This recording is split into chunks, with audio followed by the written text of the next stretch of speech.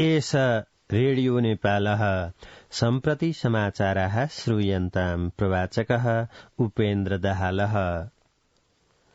प्रधानमन्त्री पुष्पकमल दाहाल प्रचण्डः जनतया अनुभवनत्वेन स्पष्ट नीति कार्यक्रमैः परिणाममुखी कार्ययोजनायाः क्रियान्वयनाय मन्त्रिपरिषदः सदस्यान् विशिष्ट श्रेण्याः कर्मचारिणश्च निर्दिशति।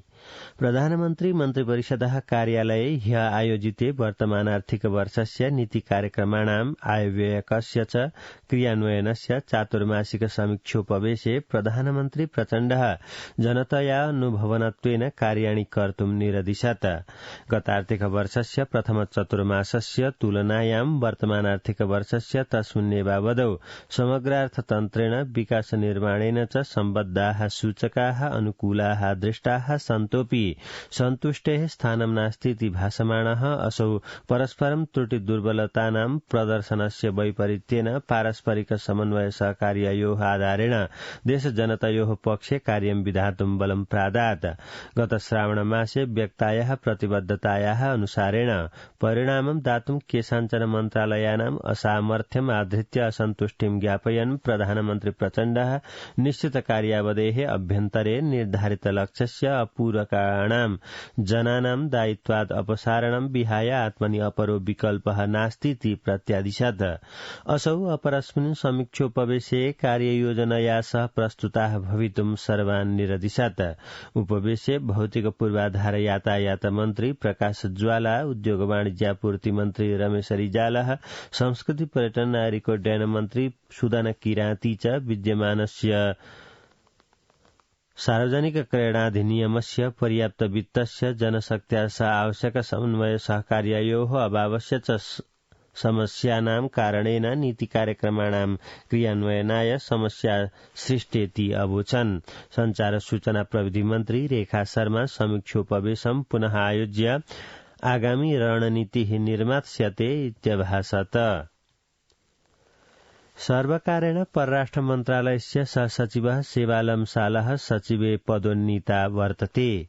सिंहप्रासादवर्तिनि प्रधानमन्त्री मन्त्रिपरिषदः कार्यालये ह्य उपविष्टेन मन्त्रिपरिषदः उपवेशेन लम्सालम सचिवे पदोन्नेतुं निर्णीतमिति सर्वकारस्य प्रवक्ता संचार सूचना प्रविधि मन्त्री च रेखा शर्मा अज्ञापयत्। उपवेशेन नेपाली सेनायाः उपरथिनम् अशोक राजसिगदेलम रथिपदे पदोन्नतं विधातुं निर्णीतमिति प्रवक्ता शर्मा असूचयत्। एवमेव मन्त्रिपरिषदः उपवेशेन एतद् विक्रमवर्षीयां विद्युदुपभोग वृद्धि खनिजेन्धन न्यूनीकरण सम्बद्धां कार्ययोजनां स्वीकर्तुमपि निर्णीतमिति प्रवक्ता शर्मा अज्ञापयत्। राष्ट्रपतिः रामचन्द्र पौडेलः कथयति हस्तकलोद्योगैः उत्पादितानां वस्तूनां आपण विस्ताराय सर्वकारस्य सर्वैः निकायैः कार्याणि विधातव्यानि। काष्ठमण्डपे पूर्वेद्युः आयोजितयोः विंश्यां हस्तकला व्यापार मेलायां अष्टादश्यां हस्तकला प्रतियोगितायां च राष्ट्रपतिः पौडेलः हस्तकलोद्योग व्यवसायस्य उत्थानेन नेपालस्य परिचयः गरिमा च अन्तर्राष्ट्रिय स्तरे प्रवर्धयितुं शक्यते इति प्रत्यपादयत्। राष्ट्रपतिः पौडेलः अगतत् नैपालक हस्तकलायाः बह्व्यः सामग्र्यः विभिन्नानां जातीनां पैतृक व्यवसाय शिल्पयोः आधृताः सन्तीति हेतोः सहजतया एतासाम् अनुकरण निवारणात्मकं प्रतिलिपि सम्बद्धं च अधिकारमपि यथासमयं सुरक्षितुं ध्यानं देयम्। कार्यक्रमे राष्ट्रपतिः पौडेलः प्रदर्शन्यां संस्थापितान् विभिन्न प्रदर्शन कक्षांश्च अवालोकयत्। राष्ट्रपतिः पौडेलः उत्कृष्ट हस्तकला निर्यातकर्तॄन् सममानयत् च। पाटनवर्तिना उच्च न्यायालयेन कृत्रिम भूटानदेशीय शरणार्थी प्रकरणे प्रामाण्य पुष्टि विमर्शनाय कारावासे स्थापितं पूर्वमन्त्रिणं बालकृष्ण खाँड इत्यमुं 30 लक्षाणां न्यासवित्तेन मोचयितुम् आदिष्टमस्ति। न्यायाधीशस्य कृष्णराम कोइरालाभिधस्य न्यायपीठेन ह्यः खाँड इत्यमुं 30 लक्षाणां न्यासवित्तेन कारावासात् मोचयितुम् आदिष्टं वर्तते। न्यायाधीशद्वयस्य प्रकाश खरेलस्य जनक पाण्डे दिनस्य च संयुक्त न्यायपीठेन अस्यैव मार्गशीर्ष मासस्य 15 दिवसे विवादेस्मिन् न्यायाधीशयोः निर्णयस्य परस्परं विसम्मतायाः पश्चात् विवादममुं तृतीय न्यायाधीशस्य समक्षं प्रस्तोतुम् आदिष्टम् आसीत्। तदनुसारेणैव ह्यः श्रवणं विधाय न्यायालयेन एवं आदिष्टं वर्तते। न्यायालयेन विवादेस्मिन् नवानां प्रतिवादिनां कारावासे प्रेषणात्मकः काष्ठमण्डप जनपद न्यायालयस्य आदेशः समर्थितो वर्तते। शरणां प्रतिवादिनां कारावासे स्थापनात्मकं काष्ठमण्डप जनपद न्यायालयस्य आदेशं निरस्तीकृत्य न्यासवित्तम् अभियाच्य मोचयितुम् आदिष्टं वर्तते। अर्थमन्त्री डाक्टर प्रकाश शरण महतो निगदति अर्थतन्त्रस्य सूचकेषु क्रमेण सुधारः जायमानो वर्तते। नेपाल ट्रेड यूनियन कांग्रेस संघेन ह्यो ललितपुरे आयोजिते औद्योगिक नीति श्रम सम्बद्ध विषयके विमर्शन कार्यक्रमे असौ पर्यटकानां क्रमेण वर्धनं कोषागाराणां वित्तीय संस्थानां च वृद्धिधनस्य अंकमानस्य क्रमेण न्यूनीकरणं विप्रेषणस्य क्रमिक वर्धनं चेति कारणानि प्रदर्श्य सम्प्रति अर्थतन्त्र सर्वे सूचकाङ्काः सुधारोन्मुखाः सन्तीति अगदत्। असौ वृत्तिहीनानां कृते वृत्त्यवसरं स्रष्टुं ट्रेड यूनियन संघैः महत्वपूर्णां भूमिकां निर्वोढुं बलं प्रादात्। अर्थमन्त्री डाक्टर महतो नेपालं निवेशनं प्रवेशयितुम् आगामिनि वैशाख मासे निवेशन सम्मेलनम् आयोक्ष्यते इति च असूचयत्। प्रधानमन्त्री पुष्पकमल दाहाल प्रचण्डः भाषते नेपालस्य विमानोड्डयनस्य सुरक्षां व्यवस्थाप्य यूरोपीय संघस्य कलंक सूचितः अपाकरणाय सर्वकारः निरन्तरं प्रयत्नशीलो वर्तते।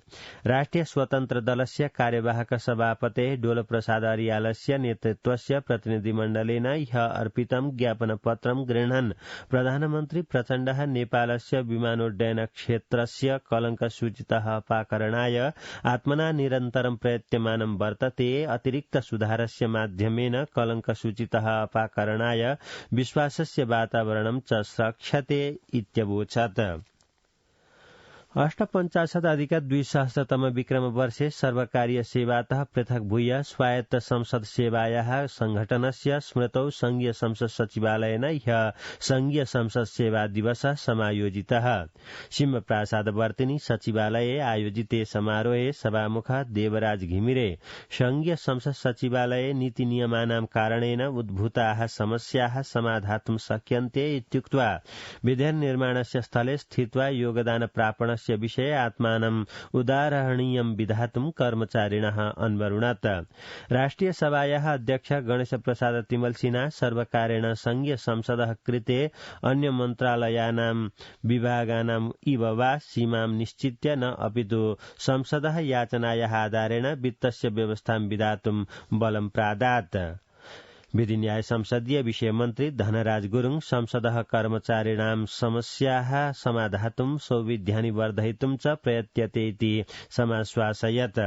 कार्यक्रमे प्रतिनिधि सभायाः उपसभामुखा इन्दिरा राणा, राष्ट्रिय सभायाः उपाध्यक्षा उर्मिला अर्यालः, नेपाल सर्वकारस्य मुख्य सचिवः डाक्टर वैकुण्ठ अर्यालश्च विचारान् व्यक्तवन्तः। नेकपा एमाले दलस्य अध्यक्ष केपी शर्मा ओली गदति समृद्धो नेपाल सुखिनो नेपालिनश्चेति कार्याय प्रारब्धं 84+200 विक्रम वर्षीयम् अभियानं नेपाली जनतायाः वर्तते। दलेन आयोजितायाः समृद्धये संकल्प यात्रायाः उपक्रमे भोजपुर जनपदात् प्रत्यावर्तनस्य क्रमे पौवादुङमा ग्रामपालिकायाः तिवारी भन्ज्याङ स्थाने आयोजिते मेलन कार्यक्रमे अध्यक्ष ओली एमाले दलेन प्रारब्धम् अभियानं न केवलम् एमाले दलस्यैव अपितु नेपाली जनतायाः च अस्तीति उदैरयत्। ऐशैक विकास कोषेण नेपालस्य सबल पर्यटन प्रवर्धनस्य माध्यमेन स्थानीय जीवनयापन सुधार परियोजनायाः क्रियान्वयनाय 16 षष्ठेः कोटिनां च रूप्यकाणां वित्तीय सहायता प्रदास्यते इति समाचाराः।